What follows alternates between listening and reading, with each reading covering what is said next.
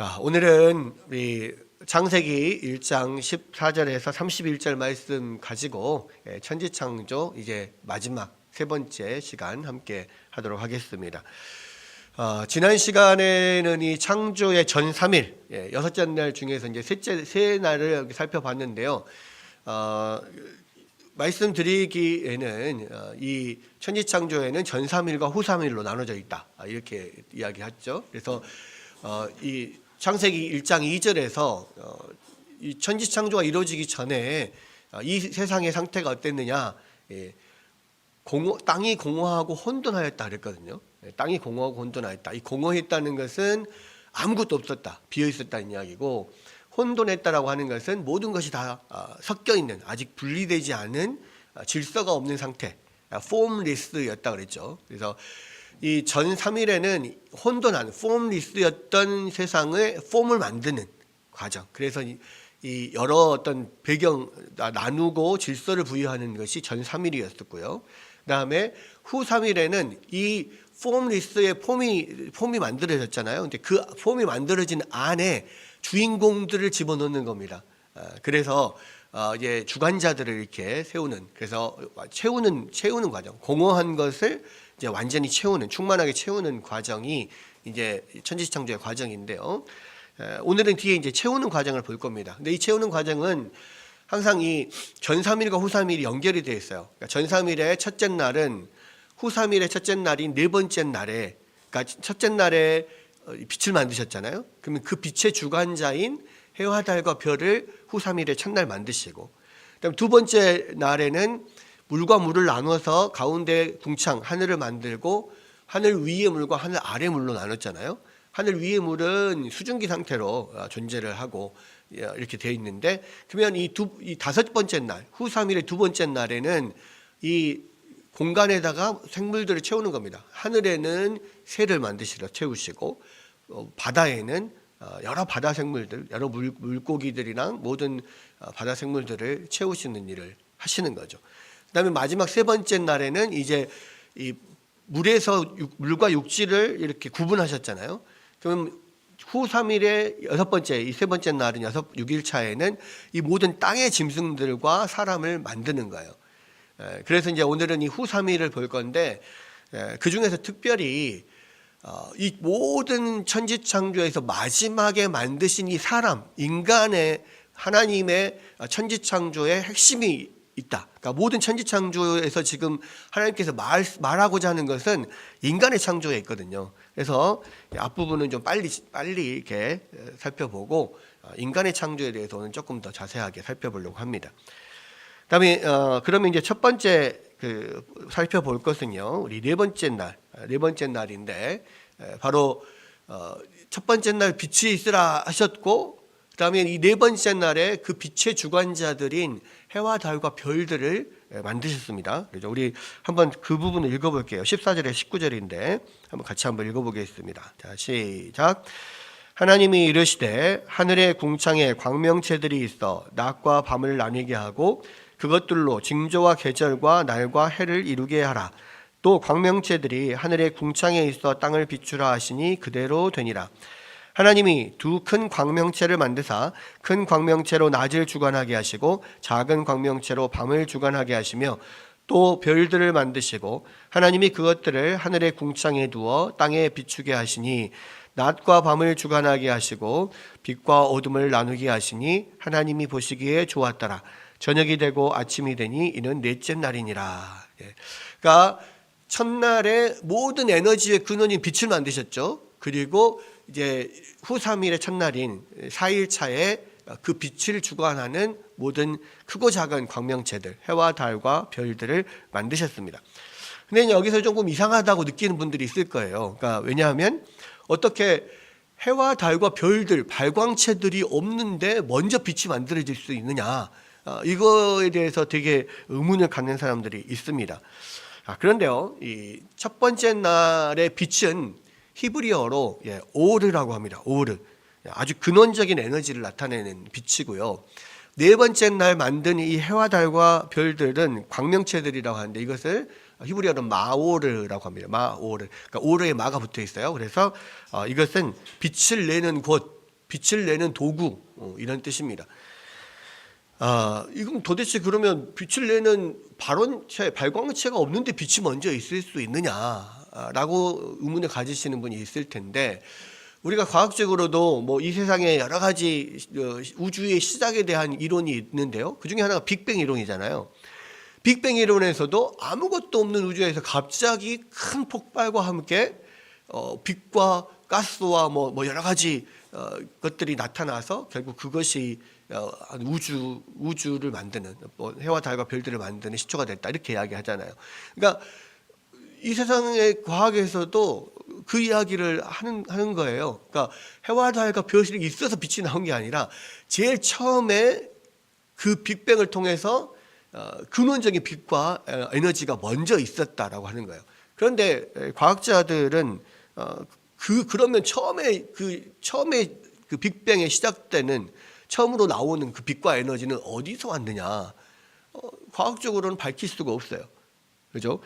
그리고 그런 현상이 왜 생겼는지도 전혀 현대 과학으로도 모르고, 또 어떤 역사나 종교나 인간의 어떤 문헌에서도 그런 것은 나오지 않습니다. 그런데요, 놀라운 것은 유일하게 이 성경 안에만 이 발광체보다 빛이 먼저 있었다고 하는 거예요. 이것은 인간의 아이디어에서는 나올 수가 없는 이야기입니다. 그죠? 아마도 이 창조 기사를 기록한 모세조차도 왜 그런지 전혀 몰랐을 거예요. 그때 당시는 뭐 발광체가 뭐 있고 뭐 빛이 나고 이런 거 전혀 뭐 잘 모르니까. 근데 물론 성경은 과학책이 아니기 때문에 어떻게 그렇게 됐는지에 대해서는 자세하게 설명이 안 나옵니다만은, 그러나 분명한 것은 이러한 디테일조차도 이 허투루 그냥 쓰여진 게 아니라는 거예요. 그래서 이 세상에 많은 책들이 있고 세상의 기원을 다루는 많은 책들이 있지만, 이 성경만큼 과학이 발달되면 발달될수록 이 성경이 정말 진짜구나라고 하는 것들을 점점 더 알게 되고 깨닫게 되는 것을 우리가 볼 수가 있습니다. 그 다음에 16절에 보니까요, 하나님이 두 큰 광명체를 만드사 그랬어요. 근데 이 두 큰 광명체의 이름이 뭡니까? 뭐죠? 여기는 안 나왔습니다. 성경이 나오지 않았는데 우리는 알죠? 뭐예요? 해와 달이죠. 해와 달. 근데 여러분, 지금 성경에 나오는 모든 표현들은 지구에서 이 사람을 중심으로, 이 땅의 관점을 중심으로 지금 다 쓴 거예요. 그러죠? 그러니까 우리도 이제 그냥 보통 일상적으로 말할 때는 해가 동쪽에서 뜨고 서쪽에서 서쪽으로 진다, 뭐 이렇게 이야기를 하잖아요. 근데 사실은 해가 동쪽에서 뜨고 서쪽으로 지는 게 아니라 지구가 자전을 하는 거예요. 서에서 동으로 자전을 하다 보니까 태양은 가만히 있고 지구가 도는데 태양이 떠서 지는 것처럼 보이죠. 근데 과학적으로는 우리가 그것을 알지만 오늘도 지구의 자전이 시작됐다 이렇게 이야기하지 않잖아요. 해가 동에서 뜨고 서로 진다 이렇게 이야기를 하지. 뭐 그런 것처럼 이것은 그냥 땅에서의 관점이에요. 그래서 땅에서 볼 때 많은 별들과 하늘에 있는 해와 달과 별들 중에서 제일 크게 보이는 게 해와 달이죠. 근데 우리가 과학적으로 볼 때는 사실은 해와 달은 그렇게 객관적으로 큰 행성은 아니에요. 왜냐하면 이 태양과 같은 그런 별들이 온 우주에 수천억 개, 또 우리 은하계 안에만 수천억 개가 있고, 또 그 은하계조차도 이 우주에는 수천억 개가 있거든요. 그렇게 생각하면은 그 하늘에 있는 많은 별들 중에서 실제적으로는 태양보다 훨씬 큰 별들이 많아요. 근데도 그냥 지구에서 인간의 눈으로 봤을 때 그런 관점으로 해와 달, 가장 크게 보이는 해와 달 두 광명체를 만드셨다, 그렇게 이야기를 한 거고요. 또 여기서 해와 달이라고 구체적으로 이름이 나와 있지 않아요. 그냥 두 큰 광명체를 만드셔서 하나는 낮을 주관하게 하시고 하나는 밤을 주관하게 하셨다, 이렇게 지금 이야기했잖아요. 왜 이름을 말하지 않았냐면, 이때 당시에 해와 달과 별들의 이름은 다 이집트, 애굽의 신들의 이름이었어요. 그러니까 실제로요, 우리가 잘 아는 그 이집트의 최고 신인 태양신 라이잖아요. 태양신의 이름도 라고요. 태양의 이름도 라예요. 그냥 태양. 예, 그래서 사실은 모든 해와 달과 별들에 다 신들의 이름이 붙여져 있어서 그 해와 달과 별을 다 신으로 섬겼거든요. 그런데 하나님이 여기서는 그래서 그 이름을 적지 않아요. 그냥 큰 광명체, 두 큰 광명체, 그 작은 광명체들 뭐 이런 식으로 표현을 하는 겁니다. 그래서 결국 무슨 이야기를 하는 거냐면 계속 말씀드린 것처럼 그런 애굽의 신들 그것들 애굽 사람들은 해와 달과 별들을 다 신으로 섬겼단 말이에요. 그런데 그것들은 이것 자체가 신이 아니라는 걸 지금 말하고 있는 거예요. 라가 신이 아니다. 태양 라가 신이 아니다. 달이 신이 아니다. 이 별들 많은 별들이 신이 아니다는 거예요. 그럼 신이 아니고 뭐냐? 하나님이 너희를 위해서 만드신 피조물이라는 거예요. 자, 그게 어떻게 더 나오냐면 14절에 보면 하늘의 광명체들을 통해서 낮과 밤 또 징조와 계절과 날과 해를 이루게 하셨다 이렇게 이야기합니다. 자, 낮과 밤을 하나님이 해와 달과 별들을 만드신 이유가 뭐냐? 그것들을 신으로 섬기라고 만든 게 아니라 낮을 밝히고 밤을 밝히도록 만드셨다. 첫 번째 만든 목적이죠. 두 번째 목적은 뭐냐면 징조와 계절과 날과 해를 이루게 하셨다 그랬습니다. 이 징조는 뭐냐면 이 자연에서 여러 가지 규칙적인 자연 형상들을 말해요. 그러니까 뭐 계절의 변화도 역시 뭐 규칙적인 현상일 거고요. 이 우리나라 뭐 쓰는 달력들도 보면은 지금 이제 음력 같은 경우에는 여러 가지가 있어요. 뭐 대한, 소한, 뭐 대설, 소설, 뭐 막 이런 것들 있잖아요. 뭐 경칩, 뭐 이런 것들이 뭐냐면 그때쯤 되면은 엄청 추워지고 그때쯤 되면은 경칩, 뭐 이 개구리가 깨어나서 이렇게 봄이 오고 뭐 이런 것들이 어느 정도 그 반복되는 규칙적인 자연 현상들이 있다는 말이에요. 그러니까 그 규칙적인 자연 현상에 맞춰 가지고 우리가 농사도 지을 수 있고 뭐 여러 가지 다른 일을 할 수 있잖아요. 그러니까 그렇게 반복되는 규칙적인 현상들을 알고 그것들을 우리의 삶에서 사용하라고 하나님께서 이 해와 달과 별들을 통하여서 우리에게 알려주셨다는 거예요. 그래서 여기서 보면 이 징조를 알 수도 있고요. 계절, 날과 해가 뭐 1년 365일, 1년 또 12달 이렇게 어떤 이런 해와 달과 별의 움직임들을 통해서 우리가 어떤 시간과 날짜의 개념을 알고 자연 현상들의 규칙성을 알고 그것을 잘 이용해서 살 수 있도록 하나님께서 해와 달과 별들을 만드셨다는 거예요.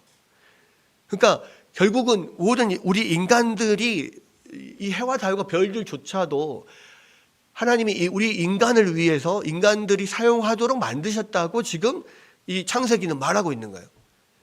그러니까 이게 얼마나 놀라운 일이겠습니까? 지금 이 창세기 이야기를 듣고 있는 이스라엘은요, 430년 동안 애굽 땅에서 이집트에서 노예 생활을 했던 사람들이에요. 그 430년 동안 그 이집트 문화에 완전히 젖어 있는 사람들이에요. 그러면 그들은 지금까지 하늘에 있는 해와 달과 별들을 보면서 오 태양신, 오 달신, 오 별들신, 와 많은 신들이 저 하늘에 있다 이렇게 생각을 했거든요. 근데 지금 모세를 통해서 하나님은 뭐라고 이야기합니까? 그것들은 신들이 아니다. 하나님이 지으신 피조물인데 그것도 너희를 위하여서 너희에게 이 징조와 해와 연과 시를 알 수 있도록 이용하라고 만든 또 낮과 밤을 밝히라고 너희들의 낮과 밤을 밝히라고 만들어 주신 하나님의 피조물이라는 거예요. 완전히 놀라운 이야기죠. 이것을 알고 나니까 그 전에는 태양 하늘을 보면서 뭐 하늘신, 태양을 보면서 태양신, 달신, 별신 막 이라고 막 이렇게 엎드리고 뭐 두려워하고 그랬던 사람들이 이제는 태양과 하늘, 해와 달과 별들을 보면서 하나님을 찬양하게 되는 거예요. 그러니까 시편 8편에서 다윗이 이 해와 달과 별을 보면서 하나님을 찬양합니다. 주의 손가락으로 만드신 저 별들을 내가 보오니 사람이 무엇이간데 우리를 이렇게 생각하시며 인자가 무엇이간데 우리를 공고하십니까? 이러면서 감격할 수밖에 없는 거예요. 왜? 그전에는 그것들이 다 신이었거든. 근데 하나님이 가르쳐 주신 이 진리로 보니까 저게 다 우리를 위한 거였어. 우리를 위한 그 도구로 우리에게 주신 우리를 위한 피조물이었어. 이 해와 달과 별들이 나를 위한 하나님 만드신 선물이었어. 우와, 엄청난 그런 놀라운 선물을 지금 받은 거예요. 그러니까 하나님을 찬양할 수밖에 없는 거예요. 세상에 이게 신인 줄 알았더니 이게 우리의 선물이었단 말이야. 이것을 이용하라고 심지어는 해와 달과 별조차도 우리가 사용하라고 주셨단 말이야. 얼마나 놀라운 일입니까? 지금 그거를 지금 이야기를 하고 있는 거예요. 그 다음에 이제 다섯째 날 봅시다. 다섯째 날. 이 넷째 날은 첫째 날 빛을 주관하는 주관자로 해와 달과 별을 세웠죠. 그다음 다섯째 날은 둘째 날 만들어진 하늘과 물의 주관자를 세우는 거예요. 그래서 하늘에는 뭘 만들었어요? 새를 만드셨고 바다에는 모든 바다 생물들. 재밌는 게 우리는 그냥 바다 하면 물고기 이렇게 생각하잖아요. 근데 물고기 외에도 엄청나게 많은 물에 사는 바다에 사는 생명체들이 있어요. 그러니까 여기 보면 바다에 사는 모든 생물들을 만드셨다. 와, 이렇게 좀 정확하게 이야기를 하고 있습니다. 그런데 이 중에서 우리가 함께 하나만 살펴보고 넘어가자면 모든 생물체들을 그 종류대로 만드셨다는 것을 우리가 꼭 기억해야 돼요. 생명체를 만들 때 하나님이 종류대로 만들었다. 이 말은 진화론자들의 주장처럼 절대로 종과 종을 뛰어넘는 그런 진화는 없다는 거예요. 왜? 하나님이 그 종류대로 만들었으니까. 종 안에서는 진화가 될 수 있고 좀 변화가 있을 수 있습니다. 하지만 진화론자들이 말하는 뭐 이 어류에서 양서류가 나오고 양서류에서 파충류로 진화가 되고 뭐 파충류에서 조류로 진화가 되고 뭐 이런 거는 전혀 말도 안 되는 이야기인 거예요. 이게 요즘에는 이제 유전학이 더 발달이 되면서 유전자 연구가 되면서 이 진화론이 말이 안 되는구나라는 걸 알 수가 있는 게 뭐냐면 유전학들을 보니까 부모의 유전자 안에 있는 그 정보들을 엄청나게 뛰어넘는 그런 변화는 있을 수가 없는 거예요. 다 우리에게 있는 유전자들은 다 부모에게서 그냥 오는 거예요. 설사 돌연변이가 있다 하더라도 그것이 종과 종을 뛰어넘을 만큼의 그런 엄청난 변화는 일어나지 않고 대부분의 돌연변이는 거의 당대에서 끝나는 경우가 많아요. 돌연변이도 물론 유전이 되는 것들도 있습니다만은 그러나 이렇게 종과 종을 넘어서는 그런 큰 급격한 변화, 그러니까 그것을 진화라고 이야기하잖아요. 급격한 변화. 근데 그것은 없어요. 있을 수가 없다는 것이 유전학이 발달되면서 점점 더 밝혀지고 있습니다. 그래서 우리는 이 모세가 그런 것까지 알겠습니까? 유전학이 시작되는 게 사실은 다윈의 진화론과 비슷한 시기에 이 멘델의 유전 법칙이 발견이 됐거든요. 그러니까 사실 유전학이 발전된 것이 지금으로부터 100년, 200년 안 되는 거예요. 모세도 사실은 전혀 그런 걸 알지도 못해요. 그런데 그냥 성령의 감동으로 쓰라고 해서 쓴 거야. 그죠? 근데 거기에 보면 모든 생물이 종류대로 만들어졌다라고 기록이 돼 있다는 겁니다. 그렇게 지금 이제 우리가 주목해 볼 것들을 이거 한 가지 주목해 볼 수가 있고, 이제 마지막 날 여섯째 날에는 뭘 만들었냐면 이 땅에 있는 땅을 주관하는 주관자들, 육상 동물들을 만들잖아요. 그래서 이제 여러 가축들, 땅에 기는 것들, 땅의 모든 짐승들을 종류대로 만들었다 이렇게 쓰여져 있는데, 그러나 그 모든 이 창조 중에서 가장 지금 중심에 있고 핵심 가장 중요한 건 뭐냐면 인간의 창조인 거예요.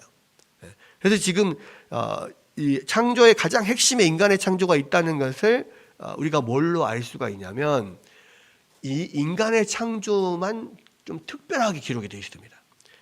자, 그러니까 대부분은 그냥 그렇게 만드셨더라 해놓고 저녁이 되면 아침이 되니 이는 여섯째 날이라 이렇게 끝나야 되는데 26절에서 다시 하나님이 다시 시작을 해요. 새롭게 여섯째 날에 뭐라고 시작을 합니까? 하나님이 이르시되 우리의 형상을 따라 우리의 모양대로 우리가 사람을 만들고 그들로 바다의 물고기와 하늘의 새와 가축과 온 땅과 땅에 기는 모든 것을 다스리게 하자 하시고, 새로운 말로 시작을 하는데 여기 보면요, 이 하나님이 이르시되 우리의 형상을 따라, 우리라고 했죠. 또 우리의 모양대로 우리가 사람을 만들고, 세 번이나 반복되는 우리라는 단어가 있어요.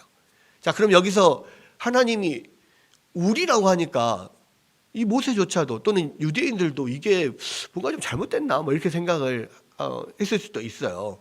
그런데 이 성경을 보면 하나님이 우리라고 표현한 이유가 있죠. 왜 우리라고 표현했습니까? 하나님은 삼위일체 하나님이니까.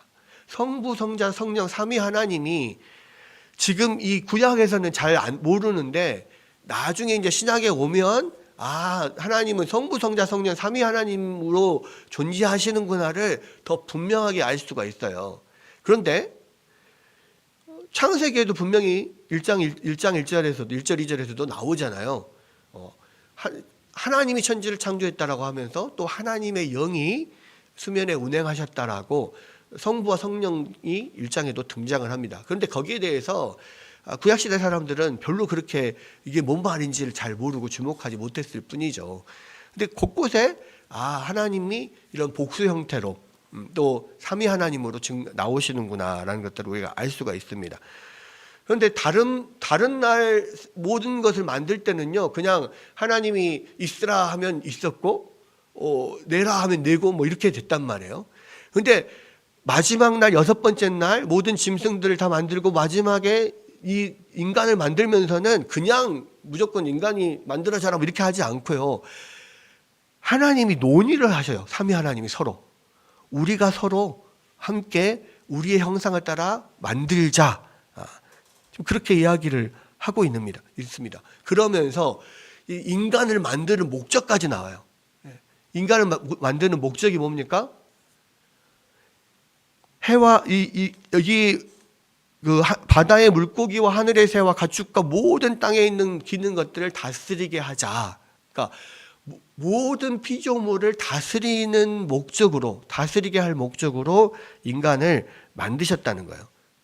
그리고 사람을 형상대로 사람을 창조하시되 남자와 여자를 창조하셨다. 이렇게 26절, 27절에 나옵니다. 그러니까 우리가 이 창조 기사의 가장 핵심이 어느 구절에 있냐면요, 27절에 있어요. 근데 우리나라 성경 번역되어 있는 성경으로는 27절이 핵심이라는 것이 잘 드러나지 않아요. 근데 원래 구약 성경에서는요, 27절이 핵심이구나라는 것이 딱 드러나게 되어 있습니다. 왜? 다른 것들은 다 산문체로 그냥 쓰여 있는데 딱 27절만 시 형태로 쓰여 있어요. 세 줄의 시 형태로 쓰여 있는데 어떻게 쓰여 있냐면, 뭐 이렇게 그대로 번역을 해서 이렇게 보자면, 첫 줄에는 창조하셨다 하나님이 그 사람을 자기 형상대로, 두 번째 줄에는 형상대로 하나님이 창조하셨다 그들, 그다음에 세 번째 줄에는 남자와 여자를 창조하셨다 그들을, 이렇게 세 줄로 돼 있어요. 근데 여기서는 뭐 하나님이 사람을 자기 형상대로, 곧 하나님의 형상대로 이렇게 해서 두 줄을 하나로 그냥 단축을 해버렸죠. 근데 그게 아니라 세 줄로 나와 있습니다. 하나님이 자기 형상대로 사람을 창조하셨다, 하나님이 형상대로 창조하셨다, 남자와 여자를 창조하셨다, 이렇게. 근데 이 세 개의 다 한 줄마다 하나씩 창조하셨다라고 하는 단어가, 세 단어가 다 들어가요. 근데 이 창조하셨다는 바라는 오직 하나님께만 사용되는 거예요. 무에서 유를 만드실 때, 그러면 인간의 창조에만 3번의 바라를 사용하셨단 말이에요. 3번의 각 줄마다 3번의 창조하셨다를 사용해요. 이 말은 무슨 말입니까? 3번은 완전수잖아요. 그러니까 이 모든 창조의 가장 중심에 인간의 창조가 있다는 거예요. 그것을 지금 이야기를 하고 있는 겁니다.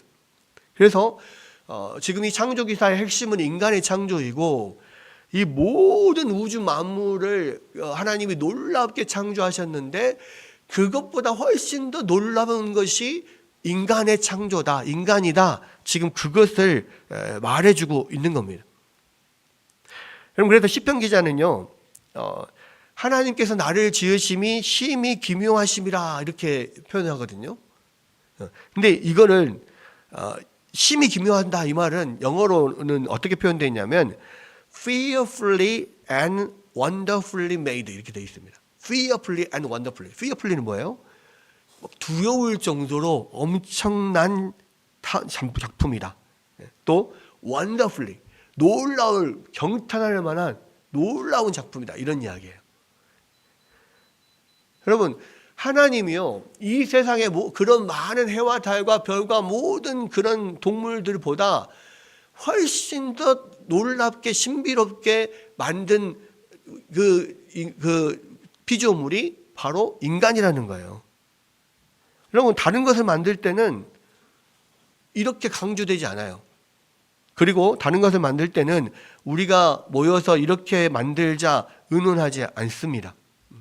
여러분, 그만큼 지금 이 창조 기사에는요, 인간의 창조가 핵심이라는 것을 지금 보여주고 있는 거예요. 그러면 우리 인간이 다른 창조물, 다른 동물들과 다른 점이 뭐냐? 도대체 뭐가 다른데 우리가 그렇게 놀라울 만한 작품이고 하나님이 그렇게 귀히 여기시는 그러한 창조물이냐? 여러분, 우리가 보통 이렇게 이야기합니다. 인간의 존엄성. 인간은 만물의 영장. 여러분, 왜 인간의 존엄성을 주장합니까? 왜 인간이 존엄하죠? 인간이 다른 동물들과 다른 점이 뭔데 도대체 인간이 존엄하냐고. 왜 그렇습니까? 뭐 때문에 그래요? 예? 뭐 인간이 말을 하니까? 인간이 뭐 지성이 있으니까? 뭐 하나님 다른 동물들도 하나님 다 창조하셨는데요. 예, 특별히 그렇지. 특별히 하나님 창조하셨어요. 여러분, 재밌는 게 뭐냐면 인간의 어떤 특징 중에 하나는 뭐 인간이 지성적인 동물이다 그러잖아요. 그러면 인간의 지성 때문에 존중받을 만하다면 여러분, 돌고래는 IQ가 얼마입니까? 돌고래 IQ가 80이에요. 네, 그렇죠. 근데 인간의 IQ의 평균을 100으로 잡습니다. 그러니까 100보다 낮으면은 평균보다 조금 낮다는 이야기고 100보다 높으면 평균보다 좀 높다는 이야기예요. 근데 돌고래가 IQ 80까지 나온다 그래요. 근데 놀라운 일이 있었습니다. 깜짝 놀랐어요. 중학교 때 IQ 검사를 했는데요. 제 친구, 정말 친한 친구가 있었거든요. 근데 그 친구가 IQ가 80이 안 되는 거예요. 돌고래보다 못해. 근데요, 엄청 이 친구가 그냥 같이 생활할 때는 전혀 뭐 IQ 낮은지 몰라요. 되게 똑똑한 친구거든요. 되게 머리 잘 돌아가요. 근데 IQ 검사를 했는데 80이 나온 거야. 여러분, 그러면 그러면 그 친구는 돌고래보다 IQ가 낮으니까, 또는 돌고래하고 IQ가 비슷하니까, 그러면 인간의 존엄성이 없습니까? 그러면 돌고래가 인간보다 IQ가 높으면 인간보다 훨씬 더 존중을 받아야 되나요? 아니요, 그렇지 않아요. 왜? IQ가 높은 것 때문에 인간의 존엄성이 있는 게 아니거든요. 뭐 때문에 인간의 존엄성이 있어요? 바로 인간에게 있는 하나님의 형상 때문에 그러는 거예요. 하나님의 형상. 그러니까 인간을 만들 때만 유일하게 삼위 하나님이 서로 의논을 하시면서 우리의 모양을 따라 우리의 형상대로 이 인간을 만들자 이렇게 말씀하셨잖아요. 그래서 우리는요, 우리에게는 하나님의 형상이 있기 때문에 그래서 인간이 존엄한 거예요. IQ가 돌고래보다 못하고 진돗개보다 못해도요, 돌고래나 진돗개보다 훨씬 더 뛰어나고 탁월하고 존엄한 존재가 인간이에요. 왜? 인간은 하나님의 형상대로 만들어졌으니까. 하나님을 닮았다는 얘기예요. 하나님의 형상을 닮았다는 겁니다. 그러면 이 하나님의 형상이 뭐냐 도대체? 왜 우리가 닮은 하나님의 형상이라는 거는 뭐냐? 우리가 세 가지로 생각할 수가 있습니다. 첫 번째는요, 정신적이고 영적인 능력이에요. 여기에는 지성적인 거나 도덕이거나 지성적이고 도덕적인 것들이 들어가죠. 여러분, 인간 외에는요, 지성적인 존재가 없어요. 그러니까 인간 외에는 이 도덕적이고 지성적인 존재가 없기 때문에 옛날이나 지금이나 동물들의 삶의 형태는 하나도 변하지 않아요. 옛날에 사자가 사냥하는 방법이나 지금 아프리카에서 사자가 사냥하는 방법이나 똑같아. 근데 인간은 불과 10년 전, 20년 전의 삶과 지금 인간들의 삶은 달라요. 100년 전, 200년 전과 지금 완전히 달라요. 그죠? 왜 그렇습니까? 인간이 지성적인 존재이고 영적인 존재이기 때문에, 도덕적인 존재이기 때문에 계속해서 그 지성이 발달해요. 그러니까 계속 그것들을 사용하니까 점점점 삶의 모습이 바뀌는 거예요. 근데 동물들은 그냥 본능대로만 행하기 때문에 삶의 모습이 전혀 바뀌지 않아요. 여러분, 하나님께서 우리에게, 인간에게 지성을 주셨습니다. 그게 바로 하나님께서 우리 가운데 주신 하나님의 형상 중에 하나예요. 그래서 이 지성을 가지고 아담이 창세기 2장에 보면은 아담에게 오는 모든 동물들을 다 이름을 다 지어주는 걸 봐요. 근데 여러분, 이름 짓는 것이요, 그게 쉬운 일이 아니에요. 왜? 이름이라는 것은 그 사람이나 어떤 동물이나 그 개체의 어떤 특징에 맞게 이름을 짓거든요. 그잖아요. 여러분, 근데 모든 동물들 다 특징에 맞게 이름을 다 지어준다는 것은 보통 지성으로 되지 않습니다. 그러니까 아담은 그때 최초의 그 아담의 지성은 놀랍도록 뛰어났다는 것을 우리가 알 수가 있는 거죠. 근데 여러분, 하나님이 주신 지식 중에서 가장 중요한 지식이 뭘까요? 하나님이 주신 지식 중에서 가장 중요한 지식 뭘까요? 하나님에 대한 지식이죠. 그러니까 아담은요, 그래서 에덴 동산에서 선지자 같은 역할을 했어요. 선지자 임무는 뭡니까? 하나님 말씀을 대언하는 거잖아요. 그죠? 아담이 어떤 하나님 말씀을 대언했습니까? 이 선악과를 먹지 마라. 그러면 너희가 정령 죽을 것이다. 이것을 아담만 알고 있으라는 게 아니라 아담이 그 모든 사람들에게 또 하와에게 다 알려야 될 필요가 있었습니다. 그러니까 그게 아담이 하나님 에덴 동산에서 선지자 역할을 했다는 거예요. 여러분, 선지자 역할을 하기 위해서 제일 중요한 게 뭡니까? 가장 먼저는 하나님 말씀을 우리 머릿속에 집어넣는 거예요. 하나님 말씀을 아는 거예요. 그래야만 하나님 말씀을 제대로 알아야만 제대로 된 선지자 노릇을 하죠. 근데 사실은요, 아담도 이 일에 실패합니다. 왜? 제대로 하나님의 말씀을 알고 전해야 되는데 제대로 못 전했어요. 그러니까 분명히 하나님은 아담에게 이 선악을 알게 한 나무의 열매를 먹으면 정령 죽으리라 그랬는데, 아담에게 들은 하와는 뭐라고 이야기했습니까? 이 나무의 열매를 먹으면 죽을까 하노라 이렇게 이야기를 했다고 그랬어요. 무슨 이야기입니까? 100% 정말 죽는다가 아니라 죽을 수도 있다 이렇게 지금 알고 있는 거예요. 왜요? 아담이 제대로 못 전한 거예요. 정령 죽으리라 했으면 정령 죽을 것이다라고 하는 그런 생각을 갖도록 알려줘야 되는데 그게 아닌 거예요. 그러니까 아담은 첫 번째 선지자의 역할을 못한 거예요. 제대로. 여러분, 그러니까 인간에게 하나님이 주신 지식 중에서 가장 중요한 지식은 하나님에 대한 지식이에요.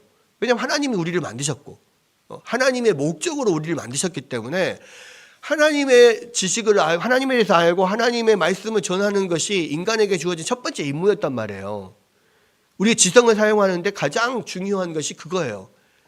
근데 여러분, 우리가 인간으로서 하나님 목적에 따라서 만들어졌는데 아담도 그 선지자 역할에 실패를 했지만 아담의 후손인 우리들도 그 선지자 역할을 지금 실패하고 있어요. 하나님을 알고 하나님의 말씀을 잘 전달하는 게 모든 하나님께서 인간을 만드신 첫 번째 목적이란 말이에요. 근데 하나님을 알지도 못해, 알아도 전달도 안 해. 이게 지금 하나님께서 우리를 만드신 첫 번째 목적 자체가 지금 틀어지고 있는 거예요. 그 다음에 두 번째, 첫 번째는 이제 영적이고 지적인 능력이 첫 번째 하나님의 형상이라면, 두 번째 하나님의 형상은 뭐냐? 이 창조물을 다스리는 특권입니다. 그러니까 하나님이 이 모든 만물을 다스리게 하자 하고 논의하시고 인간을 만드셨다 했잖아요. 그래서 우리 인간의 특징은 하나님의 대리자로 이 땅을 다스리는 왕적인 존재로 세우셨다는 거예요. 그렇죠? 그래서 우리에게는요, 이 땅을 다스리는 사명이 있어요. 처음부터 하나님은 이 세상을 다스릴 목적으로 우리를 세우셨으니까요. 여러분, 이 다스리다라고 하는 것은 다른 말로 경작하다, 섬기다라고 하는 뜻이 있습니다. 다스리다는 말 안에 경작하다, 섬기다 이런 뜻이 있어요. 그래서 세상을 다스린단 말은 결국은 이 세상을 가꾸고 또 이 세상을 보호하고 이 세상에서 모든 만물들을 그렇게 가꾸어 나아갈 필요가 있는 거예요. 이게 그래서 우리가 자연을 보호하고 가꿔야 될 이유가 그거예요. 단순히 후손들에게 좋은 땅을 물려줍시다 이게 아니라 그냥 우리가 하나님께 받은 사명 자체가 처음 만들어진 목적이 이 땅을 잘 가꾸고 다스리도록 우리를 만드셨다는 거예요. 여러분, 예전에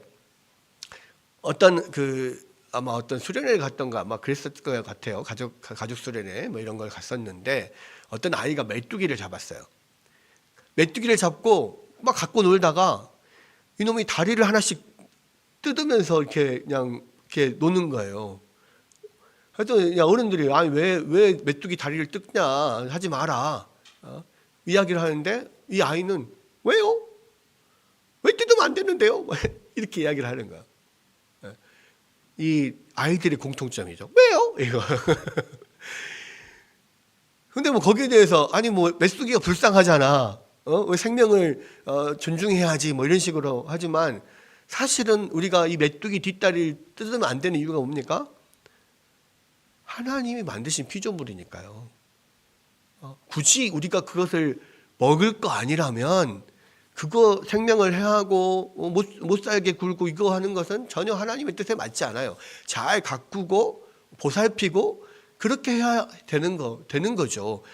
그럼 하나님 우리에게 우리를 창조하신 목적이 어긋나는 것입니다. 또 하나 이 세상을 이 모든 만물을 다스리는 것도 있고요. 또 한 가지는 이 섬기다는 이야기가 있고 섬기다는 뜻이 있거든요. 섬기다 또 여러분, 그래서 사실은 우리가 이 세상을 다스리는 면 안에는요, 이 세상 안에서 하나님 앞에 이 세상 모든 만물이 하나님을 섬기도록 우리가 사실은 하나님을 섬기는 일이에요. 이게 이 세상을 돌보는 일이 하나님을 섬기는 일이란 말이에요. 근데 목적이 하나님을 섬기는 건데 우리는 날마다 아침에 일어나서 하나님 말씀 보고 큐티하고 또 예배도 잘 드리고 막 그렇게 살아요. 근데 실상은 자기만 그렇게 은혜 받고 전혀 섬기지는 않는 사람들이 있어요.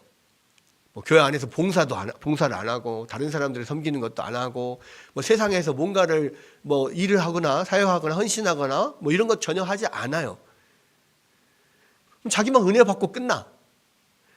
물론 하나님 말씀을 잘 공부하고 듣고 하는 것은 선지자적인 사명은 나름대로 일부는 지성적인 것들을 지금 충족시키고 있으니까 일부는 충족을 한 거겠죠. 사명을 잘 감당하겠죠. 근데 선지자도 자기가 말씀을 알 뿐만 아니라 그걸 전해야 되잖아. 그죠? 다스리는 사역도요. 이건 왕적인 사역이에요. 왕적인 사역인데 다스리는 사역도 다른 사람들을 섬기고 다른 모든 하나님께서 만드신 피조물을 섬겨야 되잖아.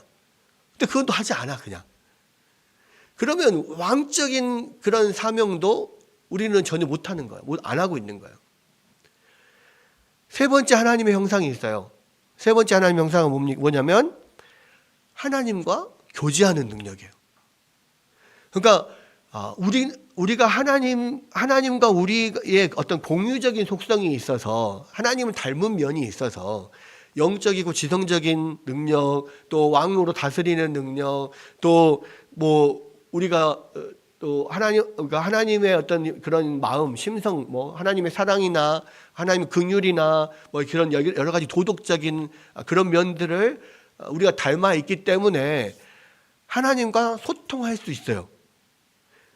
이 능력은 다른 동물들에게, 다른 피조물들에게는 없는 능력이에요. 하나님과 교제하는 능력은. 여러분, 그래서 이 하나님께서 우리에게 형상을 주셔서 인간을 만든 것은 하나님과 교제하도록 지금 만드신 건데, 지금 불신자들은 뭐예요? 하나님을 알지도 못하고 하나님과 교제하지도 못해요. 그럼 뭐예요? 다른 짐승들과 전혀 다를 바가 없어요. 인간의 가장 핵심적인 하나님의 형상을 닮은 부분이 하나님과 교제할 수 있는 부분인데 그게 안 된단 말이에요. 그러면은 전혀 하나님이 인간을 만든 목적과는 어긋나는 겁니다. 우리가 예수님을 믿고 하나님을 믿는 그런 우리 신자들 사이에서도 마찬가지예요. 하나님의 형상이 우리 안에 회복된 거거든요. 하나님과 교제할 수 있는 능력이 우리 가운데 주어진 거예요. 하나님 알고. 근데 그걸 사용하지 않아. 하나님과 교제하지 않아. 하나님과 교제할 수 있는 방법은 말씀과 기도밖에 없잖아요. 하나님 말씀을 듣지도 않아, 공부하지도 않아, 배우지도 않아, 보지도 않아. 하나님 앞에 기도도 안 해. 전혀 날마다 하나님과 소통하지도 않고 일주일을 그냥 살아도 아무런 문제 없이 그냥 살아요. 이거는 하나님의 형상인 하나님과 소통할 수 있는 이 놀라운 능력을 주셨는데도 그것을 그냥 땅에 묻어버리고 사용하지 않아요. 그러면 짐승과 다를 게 없어. 인간을 특별히 하나님의 형상대로 만든 목적을 전혀 이루지 못하면 짐승과 다른 게 아무것도 없다고요. 인간과 짐승이 다른 것은 하나님의 형상 때문이잖아요. 근데 하나님의 형상을 활용하지 못한다면 전혀 짐승과 다를 바 없는 존재가 되어버리는 거예요. 여러분, 이 하나님과 소통하는 능력이 우리가 아담이 에덴 동산에서 쫓겨나서 그 이후로는 직접적인 교류가 불가능해집니다. 그죠? 그래서 하나님이 2차적으로 소통할 수 있는 방법을 하나 주셔요. 그게 뭡니까? 제사제도예요. 제물을 통해서 대제사장의 중보를 통해서 하나님과 소통하는 면을 하나님 어떻게든 소통할 수 있게 주신단 말이에요. 그리고 결국 그 마지막에 궁극적으로는 영원한 대제사장이시고 영원한 속죄물로 오신 예수 그리스도를 통해서만이, 영원한 중보자이신 예수 그리스도를 통해서만이 우리가 하나님과 소통할 수 있도록 그렇게 하나님께서 만드셨어요. 그래서 예수님을 통하여서 우리의 하나님의 형상이 회복되고 예수님을 통하여서 말씀과 기도로 하나님과 소통할 수 있게 만드시는 거.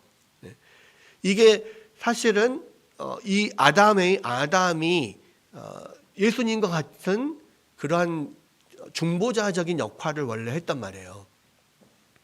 그래서 이제 다음 주에 다시 좀 보겠지만 아담이 에덴 동산에 있었던 것은 사실은 에덴 동산이 하나님의 성전이었고 아담은 하나님의 제사장으로 지금 거기에 있었던 거예요. 그래서 아담이 중보자였어요.